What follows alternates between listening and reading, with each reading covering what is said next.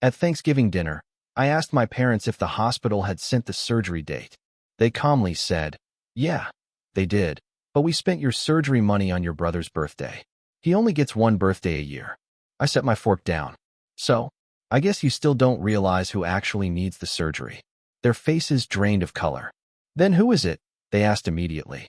They stole everything from me. Every penny I'd painstakingly saved, every ounce of my trust, all to fuel a lie that nearly cost my brother his life. It was Thanksgiving, a day meant for gratitude, but my stomach was churning with dread, not hunger. The turkey sat perfectly golden, the cranberry sauce gleamed, but all I could focus on was the question that had been eating at me for weeks. I looked at my parents, Frank and Carol, then my younger brother, Jake, as he carved another slice of white meat. "Did the hospital send my surgery appointment yet?" I asked, my voice betraying none of the anxiety swirling inside me. My parents exchanged a glance. That one glance was enough. My dad cleared his throat, and my mom nodded, dabbing her lips. "They did, Tommy. Last week, actually. But we used your surgery money for Jake's birthday party. He only has one birthday a year." The fork clattered from my hand, the metallic sound deafening in the sudden silence. My blood ran cold. "So," I said, trying to keep my voice even, "I guess you still don't know who really needs the surgery." Their faces drained of all color. Confusion, then dawning fear, flickered in their eyes. Jake froze, his fork suspended midair. "What are you talking about, Tommy?" my mom whispered, her voice barely a breath. I leaned back, studying Jake. The slight wince when he shifted, the way he favored his right side. The prescription bottle I'd glimpsed him shoving into his pocket when I arrived. It all clicked. "Jake's been hiding it from you for months," I stated, the words coming out steady, despite the hurricane brewing inside me. "Haven't you, little brother?" Jake's face went ashen, matching the grandmother's china.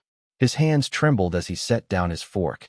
"I don't know what you're talking about," he mumbled. But his eyes darted toward the stairs, toward his room where I knew his secrets lay hidden. 3 months ago," I continued, watching my parents' stunned faces. "Remember when Jake fell off the Henderson's roof? You thought he was just drunk again, stumbling around after that party." My voice hardened. "But he didn't just bruise his ego that night. He broke his back." My dad's brow furrowed. "He said he was fine, a little sore." "Tommy, stop," Jake pleaded, genuine panic in his voice now. But I couldn't stop. Not after spending the last year working 60-hour weeks at Peterson's Auto Repair, my hands cracked and bleeding from oil and metal, saving every penny for my herniated disc surgery. Not after seeing them spend $12,000 on a 4-hour birthday bash. "Show them your prescription bottles, Jake," I said quietly. "The oxycodone, the muscle relaxers, the anti-inflammatories you hide in your old baseball mitt." My mother gasped, hand flying to her throat. "Jake, is this true?" Jake's breathing became shallow. Their golden child, their pride and joy, their investment. The one who could do no wrong. While I scraped and saved and sacrificed. "How did you know?" he whispered. "Because I've been watching you suffer for weeks." I snapped, my anger finally boiling over.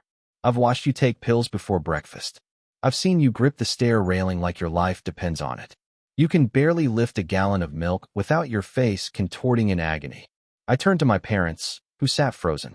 "And I've been watching both of you ignore it, because acknowledging it would mean admitting your precious son isn't perfect." My mom's eyes filled with tears. "We didn't know, Tommy.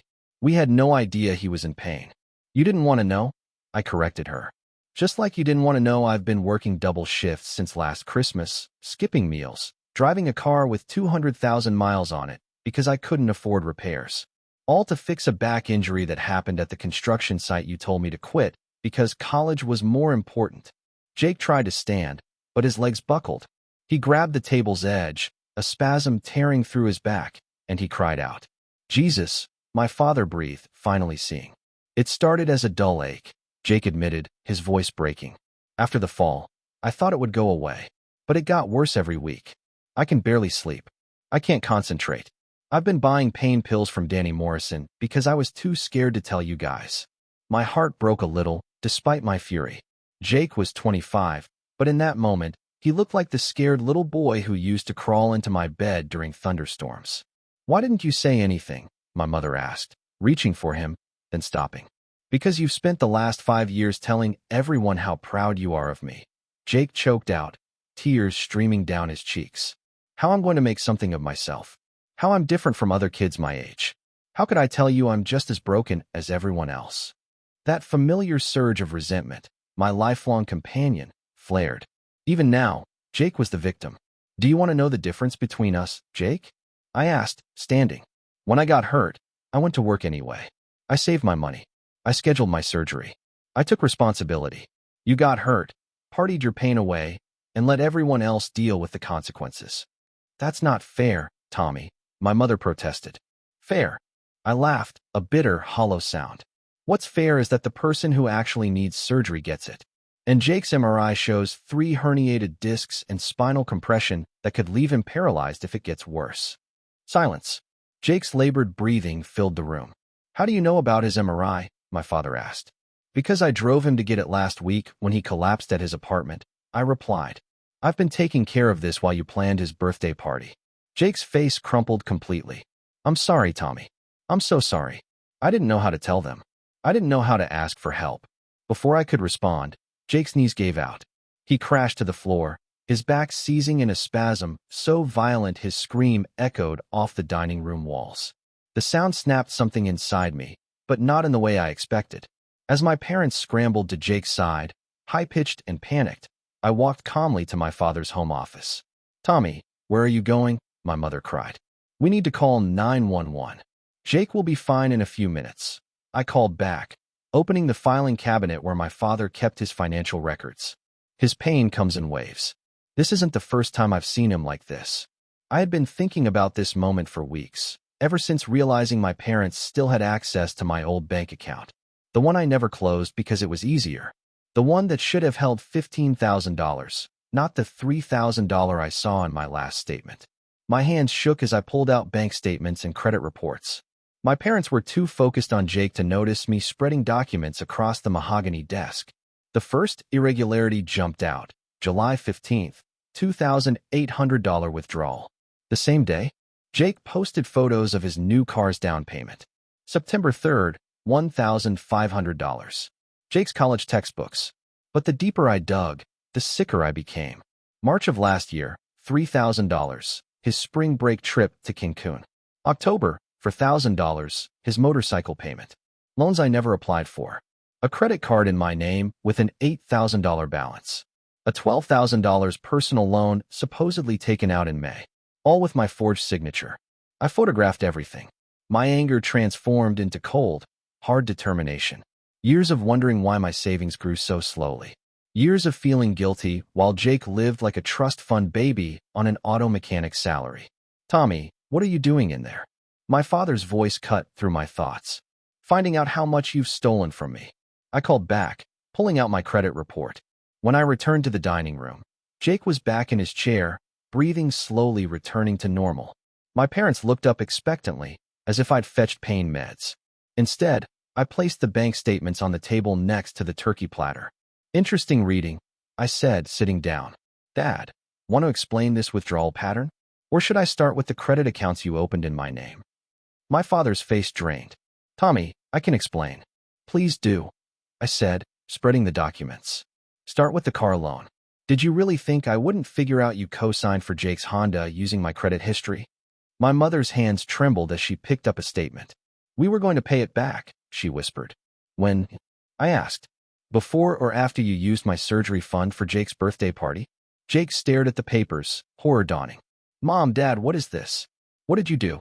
We were helping you build your future, my father said, his voice lacking conviction. Your brother has a stable job. He could afford to help out family. By stealing from me? I asked. By forging my signature? By spending money I earned while telling me I needed to be more responsible. I pulled out my phone, reading my notes. June 5th, 2022, $800, the same day Jake needed gym membership money. September 12th, $1,200 for Jake's computer. December 20th, $2,000 for Jake's holiday spending spree. With each date, Jake's expression grew more stricken. I didn't know, he said quietly. I thought you guys were helping me with your own money. Of course you didn't ask questions, I replied. Why would you? It's easier to take than to earn. My mother stood abruptly, pacing toward the window. We thought you understood that family helps each other. Jake needed support to get established. You were already working, already stable. Stable? I laughed bitterly. Do you know why I've been eating ramen 4 nights a week? Why I haven't bought new clothes in 2 years? Why I drive a car that breaks down every other month? Because you've been systematically draining my accounts to fund Jake's lifestyle. The front door opened. Hello, Tommy. Your mom said I should come straight in. Sarah, my girlfriend, appeared in the doorway, still in her nurse scrubs. She took in the scene, documents scattered, Jake pale and shaken, my parents guilty and trapped.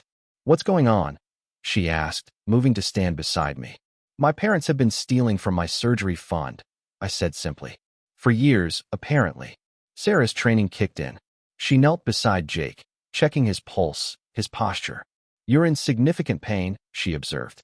How long has this been going on? 3 months. Maybe longer, Jake admitted. Sarah stood, her expression professional, but cold. And you didn't notice your son was suffering from what appears to be a severe spinal injury. We thought he was just adjusting to adult life, my mother said weakly. Tommy's been telling me about his financial struggles for months, Sarah said, picking up a bank statement. He's been skipping meals to save money for surgery. I offered to help, but he insisted on paying his own way. Now I understand why he's been struggling. My father tried damage control. Sarah, you don't understand our family dynamics. Tommy's always been the responsible one. We knew he could handle it. Handle having his money stolen? Sarah asked sharply. Handle working himself into exhaustion while you funded Jake's partying? It wasn't partying, my mother protested. We were investing in Jake's future, his potential. What potential? I asked, standing up. Jake dropped out of college 3 times. He's never held a job for longer than 6 months. He spends every weekend at bars or house parties. What exactly were you investing in? Jake's face crumpled.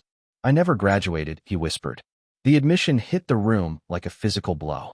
What? My father asked. I never finished college. I dropped out 2 years ago. I've been lying to you, telling you I was taking classes when I was really just trying to figure out my life. The money you gave me for tuition? I used it for other things. My mother sank back. 2 years? You've been lying to us for 2 years. I couldn't disappoint you again, Jake said, tears flowing. You were so proud when I enrolled. You told everyone I was going to be the first college graduate in our family. I couldn't take that away from you. Sarah pulled out her phone. I'm going to show you something. She opened her banking app. This is my savings account, $15,000. I've been setting it aside to help Tommy with medical expenses because I was worried about how thin he's been stretching himself. She looked directly at my parents. I make $38,000 a year as a registered nurse. I've managed to save this much in 18 months by budgeting carefully and living within my means. Tommy makes $45,000 as a mechanic.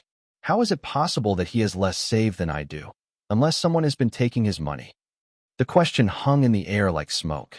My father cleared his throat. We were going to tell you eventually about the loans. We figured you'd understand once Jake got established and could pay you back. With what job? I asked. What income? What skills? You've enabled him to be completely dependent on you while making me pay for the privilege of being responsible. I gathered all the documents and headed for the door. I'm going home to figure out exactly how much you've stolen from me. And then I'm deciding whether to involve the police or just cut you out of my life entirely. Tommy, wait, my mother cried. We can work this out. We're family. I turned back. Family doesn't steal from each other.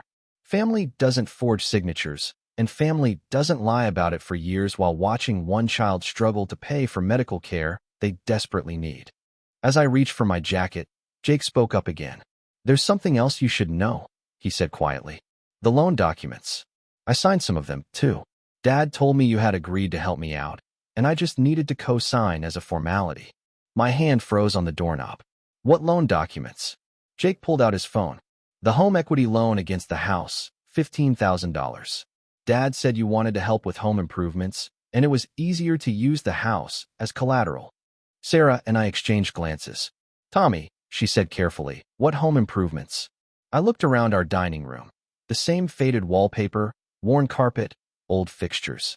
There weren't any home improvements, I said slowly. And that's when I realized the depth of their deception went far beyond anything I had imagined. The revelation about the home equity loan hit me like a physical punch. I stared at Jake, trying to process his admission, when suddenly his face contorted in agony. He pitched forward in his chair. "Jake!" my mother screamed. This wasn't like before.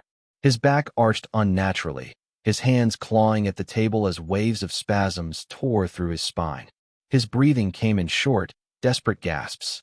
When he tried to speak, only strangled sounds emerged. Sarah immediately dropped to her knees.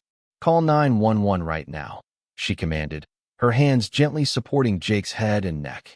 This is not a normal muscle spasm. I fumbled for my phone while my parents stood frozen in terror. 911, what's your emergency? "I need an ambulance at 15 Oak Street," I said, surprised by how calm my voice sounded. 25-year-old male with severe back injury, experiencing what appears to be a spinal crisis. Sarah was speaking in low, reassuring tones to Jake. "Try to stay as still as possible. Don't fight the pain. Just breathe through it. Help is coming."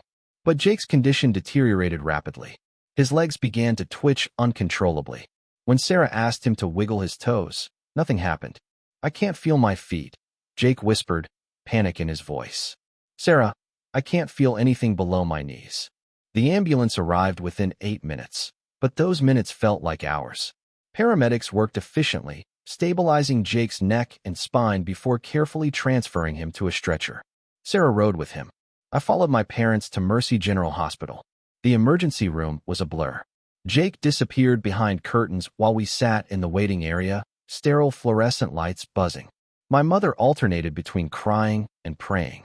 My father stared blankly at the worn carpet. Dr. Martinez emerged after an eternity. "Are you Jake's family?" he asked. "Yes," my father said, standing quickly. "How is he?" Dr. Martinez consulted his chart. "Your son has severe compression of his lumbar spine with potential nerve damage. We need to operate within the next 12 to 18 hours to prevent permanent paralysis." My mother's legs gave out, and she collapsed back into the plastic chair. "What kind of operation?" I asked. "Spinal decompression and fusion. It's a complex procedure, but necessary to restore function." My father nodded. "Whatever he needs. When can you schedule it?" Dr. Martinez looked uncomfortable. "I need to speak with you about insurance coverage. Your son's policy appears to have lapsed." "Lapsed?" my mother asked. "What do you mean?" A financial coordinator, Jennifer Walsh, appeared. "Jake's insurance was canceled approximately 2 months ago due to non-payment of premiums." My father's face went white. "That's impossible. We set up automatic payments." "The account the payments were drawing from was closed in August," Jennifer explained gently. "The insurance company sent several notices before canceling the policy." I felt that familiar cold realization settle in my stomach. "What account was closed in August?" I asked. Jennifer consulted her tablet. "The joint checking account ending in 4792. I knew that account number. It was the emergency fund my parents had maintained for family medical expenses. The account they told me was specifically for situations like this." "Where did that money go?" I asked my father directly. He couldn't meet my eyes. Jake's birthday party was more expensive than we anticipated. The venue, the catering, the band. "You spent the insurance premium money on a party?" Sarah asked, having rejoined us. "We thought we could replace it before the next payment was due," my mother said weakly. Jennifer cleared her throat. "The surgery will cost approximately $50,000 if performed as an emergency procedure. If we can delay until a charity bed opens up, the cost would be significantly reduced, but the wait could be several weeks." Dr. Martinez shook his head. "I don't recommend waiting. The compression is severe enough that every day increases the risk of permanent damage." I stared at my parents, watching them grapple with the consequences of their irresponsibility. Jake could be paralyzed for life because they couldn't resist an extravagant birthday party. "What are our options?" my father asked.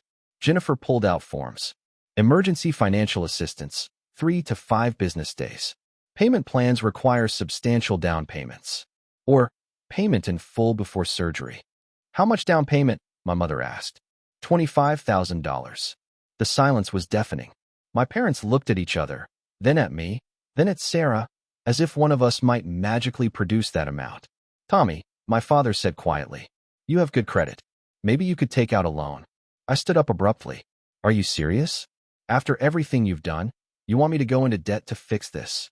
"He's your brother," my mother pleaded. "And you're his parents," I replied. "You're the ones who stole money that could have paid for this surgery. You're the ones who spent his insurance premium money on a party. You're the ones who created this situation." Sarah placed her hand on my arm. "Tommy," she said softly, "I have the money. My savings could cover the down payment." I stared at her. "Absolutely not. This isn't your responsibility." "But it's not really about responsibility anymore," she said. "It's about Jake's life. He could be paralyzed." Tears stung my eyes. Sarah, willing to sacrifice her entire savings for my brother, who had shown her nothing but polite indifference. The same brother who had unknowingly benefited from years of stolen money. "I need some air," I said, walking toward the exit. Outside, the November evening was crisp and clear. I sat on a concrete bench, trying to think. Jake was in a hospital bed, facing permanent disability. My parents created this through years of selfishness. Sarah was ready to sacrifice everything, and I was the one who had to decide whether to enable my parents' behavior one more time or let my brother suffer the consequences of their choices. My phone buzzed. A text from Jake. He'd convinced a nurse to let him send it. "Tommy, don't blame yourself for this. I know what they did to you. I recorded everything on my phone before the ambulance came. They can't lie anymore. Don't sacrifice yourself or Sarah for their mistakes. I love you, brother." I stared at the message, realizing Jake had been more aware of our family dynamics than I'd given him credit for. And, more importantly, he had evidence of our parents' admissions. I stood up and walked back into the hospital. But instead of going to the waiting room, I went to the information desk. "I need to speak with Patient Financial Services," I said, "and I need to make some phone calls." It was time to force my parents to face the full truth. I spent 45 minutes in the hospital's family consultation room, using their phone and Wi-Fi to conduct the most important research of my life.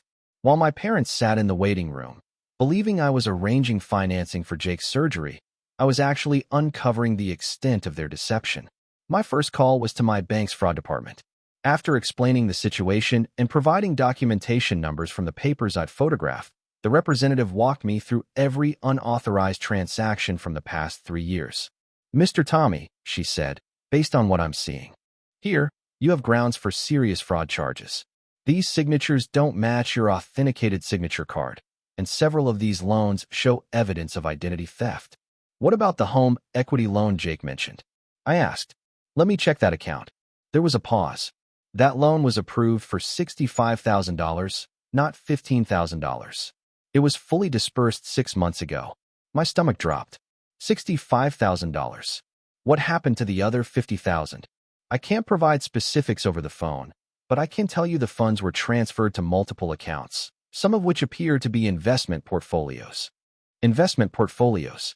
My parents had taken out a massive loan against their house, told Jake it was for $15,000 in home improvements, and invested the rest, all while using my surgery money for his birthday party. My second call was to the county assessor's office. Public records showed my parents owned not just our family home, but also a rental property on Maple Street that generated $1,200 a month in income, a property I had never known existed. The third call was to Edward Financial Services, whose business card I'd found in my father's desk. "Eddie Hartwell speaking," came the cheerful voice. "Mr. Hartwell, this is Tommy Thompson. I believe you handle my parents' investment accounts, Frank and Carol Thompson." "Tommy, of course. Your parents speak about you all the time. Are you finally ready to start investing some of your hard-earned money?" My blood chilled. "My parents talk about me?" "Oh, yes. They're very proud of how responsible you are. Frank was just saying last week how you've been working extra shifts to pay for medical expenses. Real character building," he said. "Not like these young people who expect everything handed to them." I gripped the phone tighter. "Mr. Hartwell, can you tell me about my parents' current portfolio value?" "Well, I can't give exact numbers without authorization, but they're doing quite well. The mutual funds and index investments have performed excellently this year, plus that real estate income stream and the recent deposit from their home equity loan. I'd estimate they're sitting pretty comfortably, probably close to $200,000 in total assets." $200,000. My parents had been crying poor while sitting on a fortune that could have covered both Jake's surgery and my surgery multiple times over. "The recent deposit you mentioned," I said carefully, "from the home equity loan?" $50,000, invested in a balanced portfolio last spring. Smart move, really. At their age, they needed something generating better returns than a savings account. I thanked Mr. Hartwell and hung up, my hands shaking with rage. Sarah found me 20 minutes later, still in the consultation room, pages of notes spread across the table. "What's all this?" she asked, sitting beside me. "Evidence," I said simply. "My parents aren't broke, Sarah. They're not even close to broke." I walked her through everything: the hidden rental property, the $200,000 in investment accounts, the home equity loan they'd lied about, the systematic theft from my accounts while they secretly accumulated wealth. "They've been playing poor while building an investment portfolio," I concluded.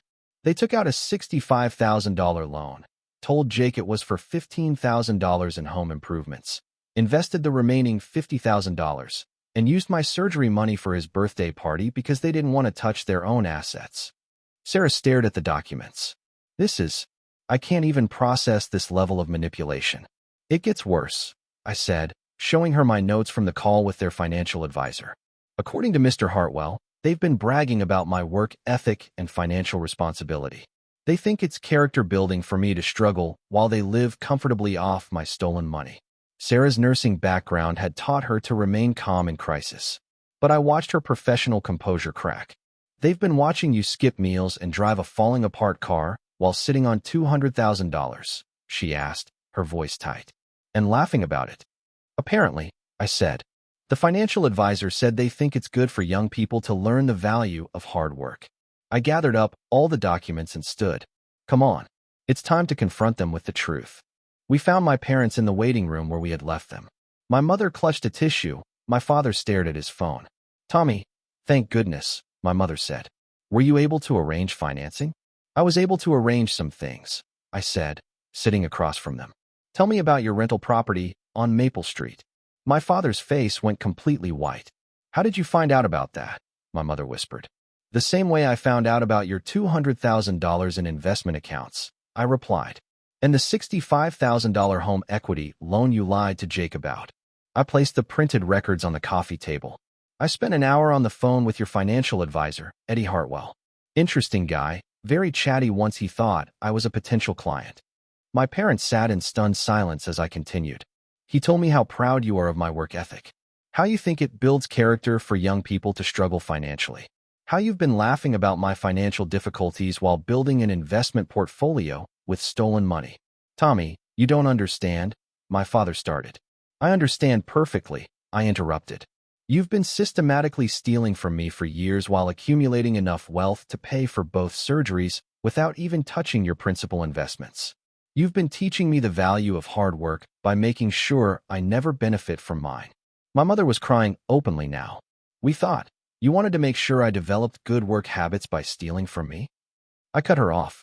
"By forging my signature? By spending my surgery money on a party while Jake suffered in agony?" Sarah leaned forward. "You have enough money to pay for Jake's surgery right now tonight, without affecting your long-term financial security at all. That money is for our retirement," my father said weakly. "And Tommy's money was for his surgery," Sarah countered. "Jake's insurance premiums were for his medical care. Where does your responsibility to your children factor into your retirement planning?" I stood up and walked to the window, looking out at the parking lot where ambulances continued to arrive. "Here's what's going to happen," I said without turning around. "You're going to pay for Jake's surgery using your own money. All of it, including any follow-up care and rehabilitation he needs." "Tommy," my mother started.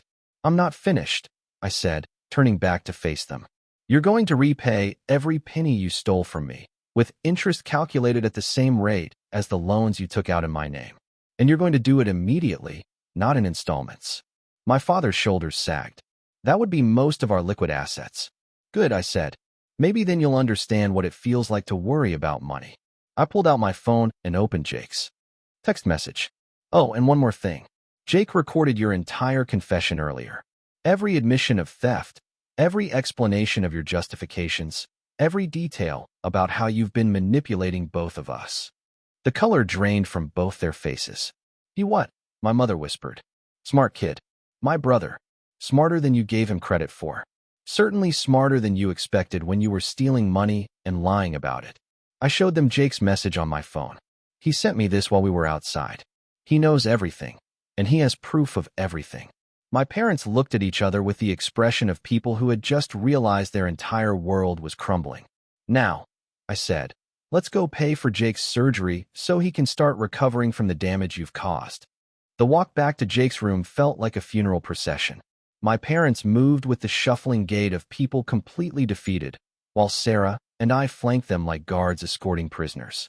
The sterile hospital corridors echoed with our footsteps and the distant beeping of medical equipment.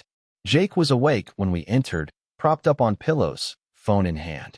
The color had returned to his face, but his eyes held a mixture of pain and determination I'd never seen before. "Did you tell them?" he asked me directly. "I told them about the money," I replied. "All of it." Jake looked at our parents, who remained standing near the door, as if afraid to come closer. "I heard everything you said in the dining room," he told them. "About the stolen money, about the forged signatures, about how you thought it was character building for Tommy to struggle." "Jake, we can explain," our mother said, moving toward his bed. "Stop," Jake said firmly. "I don't want to hear explanations. I want to hear you admit what you did." Our father cleared his throat. "Son, the money situation is complicated." "It's not complicated at all," Jake interrupted, his voice stronger than I'd heard it in months. "You stole from Tommy for years. You made him work himself into exhaustion while you built investment portfolios. You spent his surgery money on my birthday party and let me think you were sacrificing for me." Jake held up his phone. "I've been recording everything since Tommy left for the office, including the part where you admitted you could afford my surgery, but don't want to touch your retirement funds." The silence in the room was broken only by the steady beeping of Jake's heart monitor. "We worked hard for that money," our father said finally. "Tommy worked hard for his money, too," Sarah said coldly. "But that didn't stop you from taking it." I watched my parents' faces as the full weight of their situation became clear. They were trapped between their own greed and their son's medical emergency, with 2 witnesses and recorded evidence of their crimes. "What do you want us to do?" our mother asked, tears streaming. "I want you to pay for my surgery," Jake said, "using your own money.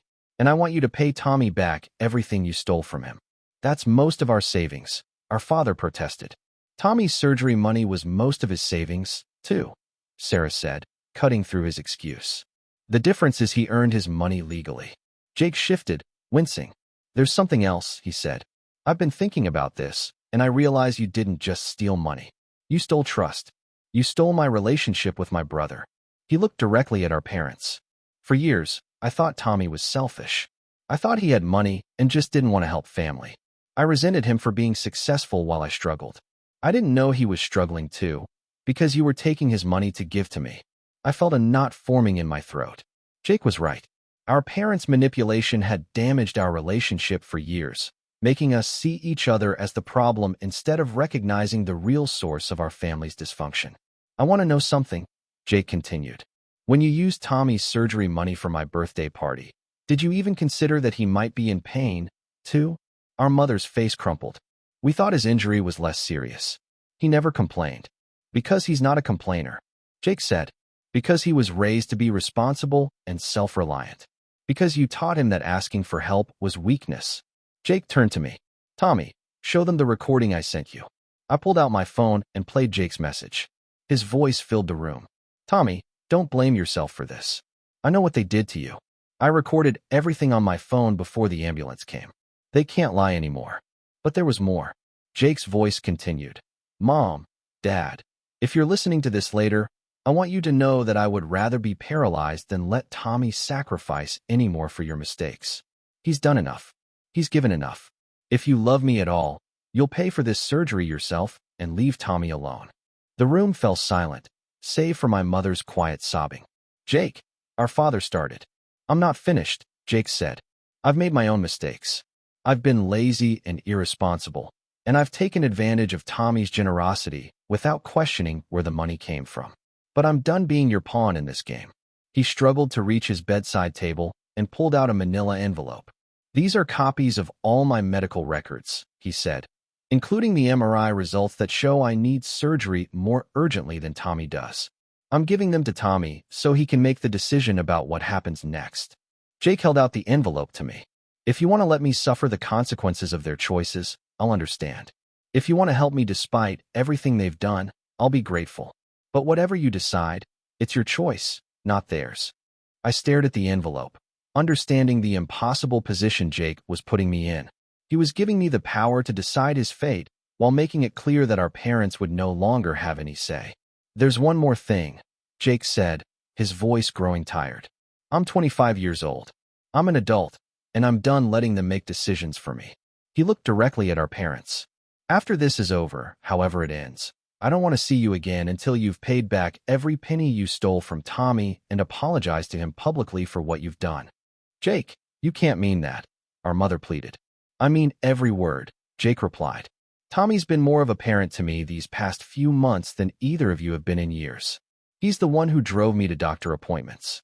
He's the one who researched my condition. He's the one who cared enough to notice I was suffering." Jake's voice broke slightly. "And you repaid him by stealing his money and spending it on a party." Our father finally spoke up. "We'll pay for the surgery, and we'll pay Tommy back. But you have to understand, we thought we were doing the right thing." "The right thing?" Jake repeated slowly. "Tell me, Dad, what's the right thing when your son needs surgery and you have the money to pay for it?" "To pay for it," our father admitted. "And what's the right thing when you've been stealing from your other son for years?" Our father couldn't meet Jake's eyes. "To stop stealing and pay him back." "Then why?" Jake asked, his voice rising despite his pain. "Did it take me nearly dying for you to figure out what the right thing was?" Nobody had an answer for that. Jake turned back to me. "Tommy, I need to tell you something else. Something I should have said years ago." He paused, gathering his strength. "I've been jealous of you my whole life. Not because of money or success, but because you have integrity. You work for what you want. You take responsibility for your mistakes. You help people even when they don't deserve it. I've spent so many years wishing I could be like you instead of actually trying to become like you." Tears filled my eyes as Jake continued. "I don't deserve your help. I don't deserve your forgiveness, but I promise you, if I get through this surgery, I'm going to spend the rest of my life trying to become the kind of man you've always been." I took the manila envelope from Jake's hands, knowing that whatever decision I made would define not just his future, but the future of our entire family. And that's when I realized I had one more card to play. I walked out of Jake's hospital room without a word, leaving my parents standing beside his bed with expressions of confused terror. Sarah followed me into the hallway where I pulled out my phone and opened Jake's recording app. "What are you thinking?" she asked. "I'm thinking it's time everyone knew the truth," I said, uploading Jake's recordings to my social media accounts. "Our parents have been lying to our entire family for years. Time to see how they like being exposed." I typed a simple caption. "My parents spent my surgery money on my brother's birthday party, then admitted they've been stealing from me for years while hiding $200,000 in investments. My brother nearly died tonight because they spent his insurance premium money on the party, too. Listen to them admit everything." I tagged every family member I could think of: Uncle David, Aunt Susan, my cousins, our neighbors, family friends, and my coworkers from the auto shop. Then I posted it to the local community Facebook groups where my parents were active members. "Tommy, are you sure about this?" Sarah asked. "Once this is out there." "It should have been out there years ago," I said. "They've been playing victim while stealing from their own children. Everyone deserves to know what kind of people they really are." My phone started buzzing almost immediately. The first call came from Uncle David, my father's younger brother. "Tommy, I just listened to that recording. Please tell me this isn't real." "Every word of it is real, Uncle David. I have bank statements, forged loan documents, and evidence of financial fraud going back 3 years." There was a long pause. I always wondered how Frank could afford that new boat last summer on his salary, and how Jake could live so well without working much. I should have asked more questions. "They're good at hiding things," I said. "Jake's in the hospital right now needing emergency surgery, and they're refusing to pay for it because they don't want to touch their investment accounts." "What hospital?" Uncle David asked immediately. "I'm coming down there." Within an hour, the hospital waiting room was filling up with family members. Uncle David arrived first, followed by my cousin Maria and her husband Steve. Aunt Susan drove down from Portland with her teenage sons. Even Mrs. Henderson from next door showed up carrying a casserole and wearing an expression of righteous anger. The community response was swift and merciless. My parents' phones were ringing constantly with calls from friends, neighbors, and extended family members who had heard the recordings. The local Facebook groups were exploding with comments from people sharing their own stories of my parents' manipulative behavior. Mrs. Patterson from across the street posted, I always wondered why Tommy looked so tired and thin while Frank and Carol bragged about their investment returns. Now I know they were literally stealing from their own son. Jake's former high school friends shared stories about how my parents had always treated him like a golden child while dismissing me as the responsible one who didn't need help. My coworker Danny posted, "Tommy's been eating bologna sandwiches for lunch every day for 2 years while working overtime to save for surgery. Meanwhile, his parents were stealing his money to throw parties. This is sick." But the most devastating response came from Father Mackenzie at St. Mary's Catholic Church, where my parents had been active members for 20 years. He posted a lengthy response on the church's Facebook page. "I am deeply saddened to learn about the financial abuse that has occurred within one of our parish families. Stealing from one's own children violates fundamental Christian principles of love, honesty, and stewardship. Frank and Carol Thompson are no longer welcome to participate in church leadership until they have made full restitution and sought proper counseling." My parents' social circle collapsed in real time. The country club friends, the investment club, the neighborhood association. Everyone was distancing themselves as quickly as possible. Uncle David found me in the hospital cafeteria around 9 in the evening. "I just spoke with your parents," he said, sitting across from me. "They're claiming this is all a misunderstanding." "What kind of misunderstanding involves 3 years of forged signatures and systematic theft?" I asked. "That's exactly what I said," Uncle David replied. "Tommy, I want to offer something. I'll pay for both surgeries, yours and Jake's. Full amount, no questions asked." I stared at him. "Uncle David, that's incredibly generous, but nothing," he interrupted. "I've been watching Frank manipulate people my entire life. I should have intervened years ago when I started suspecting something was wrong." He pulled out his phone. "I've got the money, more than enough. And frankly, I'd rather spend it helping my nephews than watching Frank continue to profit from his fraud. I can't ask you to do that." "You're not asking. I'm offering. And there are conditions," Uncle David said. "Frank and Carol pay me back every penny they stole from you, with interest. They publicly apologize to both you and Jake. And they get counseling for their financial abuse issues." Uncle David leaned forward. "Tommy, I've been successful in business for 30 years. You know what I've learned? People who steal from family will steal from anyone. Your parents are going to face consequences way beyond losing some social standing." As if on cue, my phone rang. The caller ID showed my father's workplace. "Tommy Thompson?" came the voice. "Yes, this is Patricia Williams, Human Resources Director at First National Bank. Your father, Frank Thompson, has worked here for 15 years as a loan officer." My stomach sank. "Is this about the recordings? Several community members have contacted us today about your family's situation.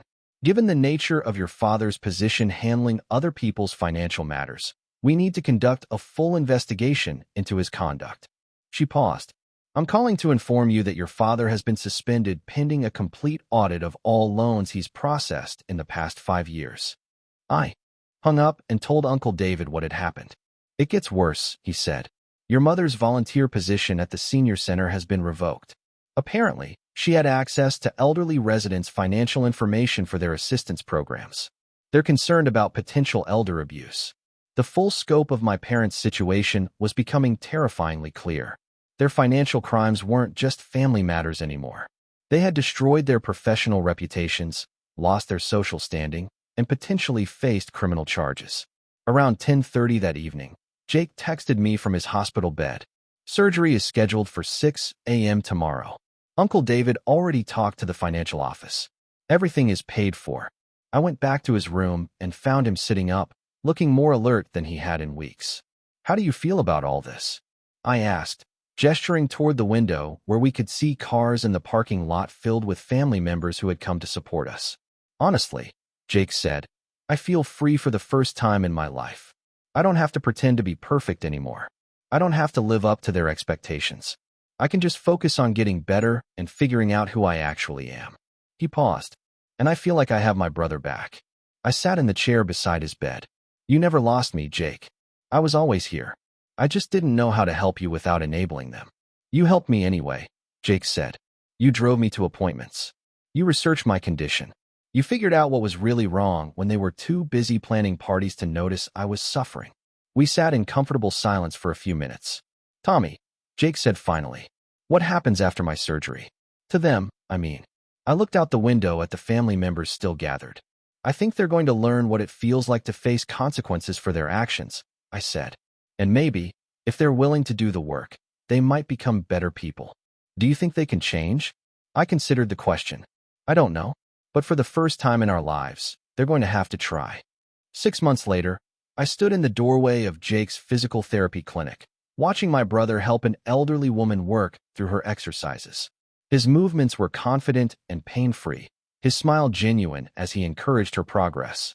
The transformation was remarkable, not just physically, but in every aspect of who he had become. She's doing great, Jake said, walking over after finishing the session. 3 weeks ago, she could barely walk 10 feet. Now she's planning to run a 5K with her granddaughter. Sounds familiar, I said, grinning. Except instead of 5 Burmese chots, you're planning to open your own clinic. Jake's face lit up.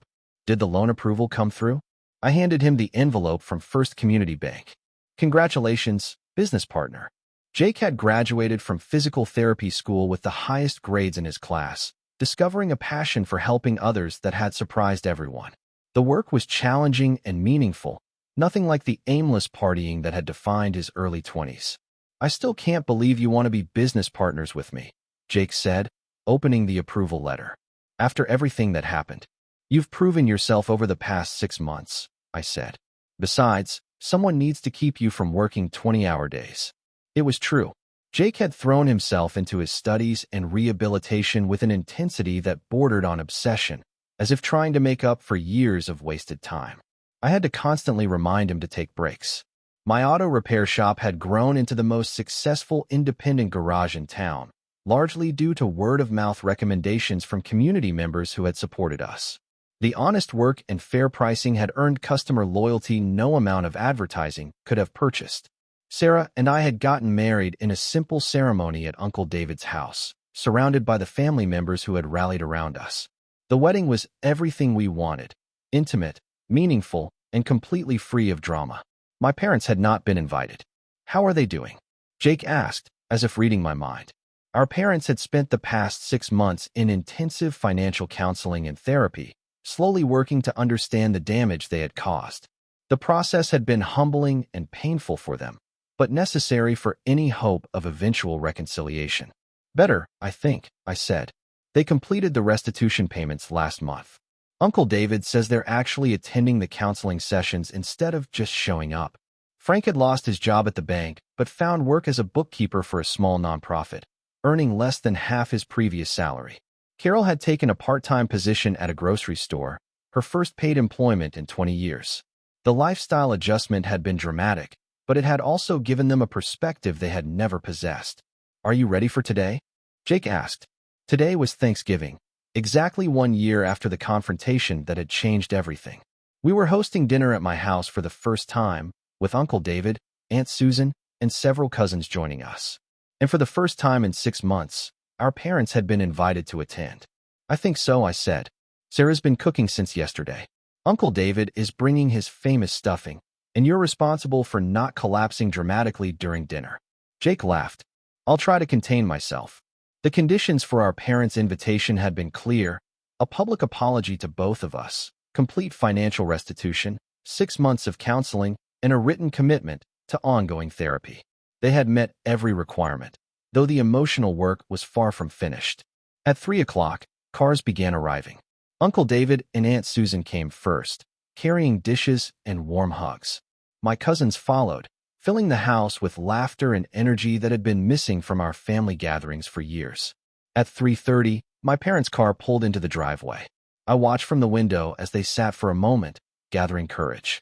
They looked older than their 58 and 56 years, the stress and consequences having taken a visible toll.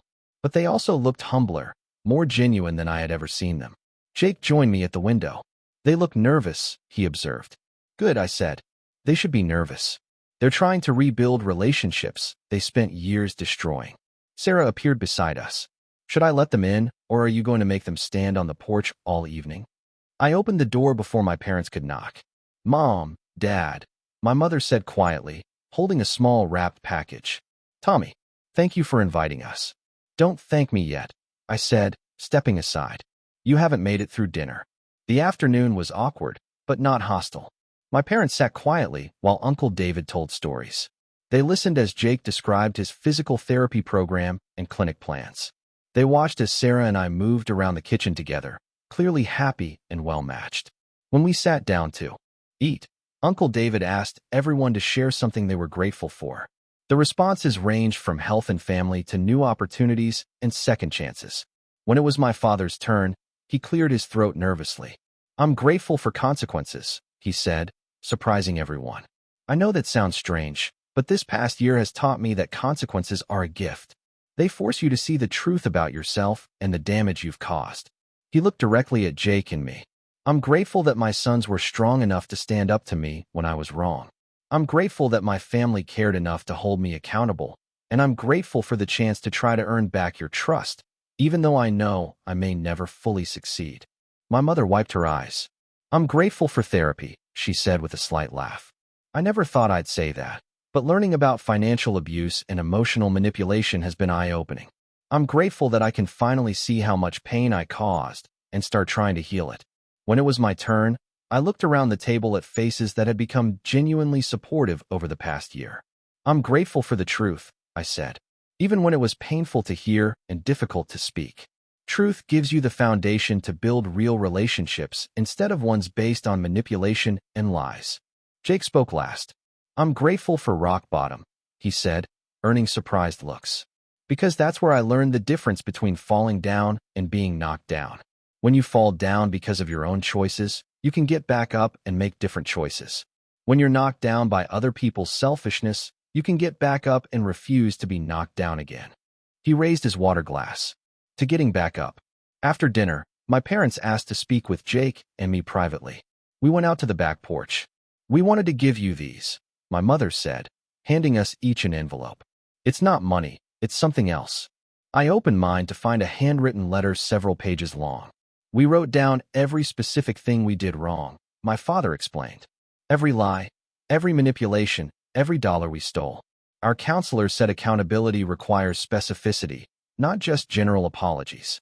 I scanned the first page, seeing detailed admissions of financial abuse, emotional manipulation, and systematic favoritism that had damaged both of us. We also wrote down our commitment to continue therapy and the specific changes we're making in our behavior, my mother added. "Not because we expect forgiveness, but because you deserve to know we're serious about becoming better people." Jake was reading his letter, tears in his eyes. "This must have been hard to write," he said. "The hardest thing we've ever done," my father admitted. "But not as hard as watching our son succeed without us, because we were too selfish to be the parents you deserved." We stood in silence for a few minutes. "I want you to know," my mother said finally, "that we're proud of the men you've become despite our failures, not because of anything we did right. Tommy, your integrity and work ethic came from inside you, not from our character building." My father added, "Jake, your compassion and determination to help others came from your own heart, not from our enabling. You both became good men in spite of us, not because of us," my mother continued. "And we're grateful that you turned out better than we taught you to be." As we walked back inside, Jake pulled me aside. "Do you think they'll actually change?" he asked. I watched through the window as our parents helped Sarah clear dishes, moving carefully and respectfully in her kitchen, asking permission before touching anything. "I think they're trying," I said. "Real change takes years, not months. But they've done everything we asked them to do, and they're continuing to do the work, even when it's uncomfortable." Is that enough? I considered the question. It's enough to start rebuilding trust, slowly, with boundaries, and with the understanding that earning forgiveness is a process, not an event. Jake nodded. "I can live with that." As the evening wound down, Uncle David pulled me aside. "You boys handled this whole situation with more wisdom than most adults twice your age," he said. "You stood up for yourselves without becoming cruel. You held people accountable, without seeking revenge, and you found a way to keep the door open for healing without making yourselves vulnerable to further abuse." "We had good examples," I said, looking around at the extended family that had supported us, and good counselors who taught us the difference between forgiveness and enabling. Uncle David smiled. "Your grandmother would be proud of the men you've become. She always said, The best revenge against people who hurt you is to become so successful and happy that their opinion stops mattering. As I cleaned up the kitchen that evening, Sarah came up behind me and wrapped her arms around my waist. "Good first Thanksgiving as hosts," she asked. "Perfect first Thanksgiving as hosts," I replied, turning to face her. "Even the hard parts. Do you think things will keep getting better?" I looked around our small house, filled with the warmth of genuine family relationships and honest communication. "I think we've learned that better isn't something that happens to you. It's something you create by making good choices every day and refusing to let other people's dysfunction define your life." The truth was, I had learned that real family wasn't about blood relations or obligations. Real family was about people who showed up for each other honestly, who held each other accountable with love, and who supported each other's growth even when it was difficult. Jake had learned to take responsibility for his choices while still expecting respect and honesty from others. Our parents were learning that love required a sacrifice of their own comfort, not a sacrifice of their children's well-being. And our extended family had learned that staying silent about abuse enables it to continue. Most importantly, we had all learned that consequences aren't punishment. They're teachers. And sometimes the most loving thing you can do for someone is to let them face the full consequences of their actions so they have the opportunity to learn and grow. The young man who had sat at that Thanksgiving table a year ago, confused and hurt by his family's betrayal, had grown into someone who understood the difference between fixing people and supporting them, between enabling and loving, between forgiveness and foolishness. As I turned off the kitchen lights and headed upstairs with Sarah, I felt genuinely grateful for the first time in years. Not just for what I had, but for what I had learned. Not just for the people who had supported me, but for the strength I had discovered within myself. Sometimes the greatest gift isn't getting what you want. Sometimes it's getting exactly what you need to become the person you were always meant to be. Now, I want to ask you something important. Have you ever had to choose between enabling someone you love and holding them accountable for their actions? How did you handle that difficult balance between family loyalty and personal boundaries? Share your thoughts in the comments below, because your experience might help someone else facing a similar situation.